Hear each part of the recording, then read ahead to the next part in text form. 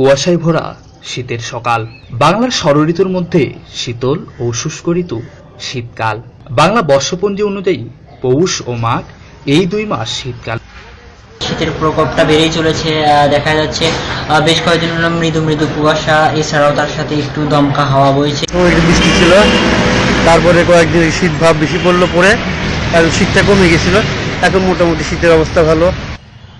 Bogura rail লাইনের পাশে গড়ে ওঠা বস্তিতে বাস প্রায় কয়েকশো পরিবারের, আর এতে প্রায় অর্ধেকের কম শিশু।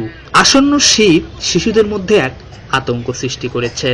শীত নিবারণে উপযুক্ত গরম পোশাক না থাকার কারণে তাদের শীত কষ্টকর হবে বলে জানায় তারা। খুব কষ্ট হচ্ছে, যাওয়া শীতের অবস্থায় আমাকে খুব কষ্ট হচ্ছে, প্রচুর কষ্ট হচ্ছে। নাজমুল হোসেন, hello.bdnews24.com, বগুড়া।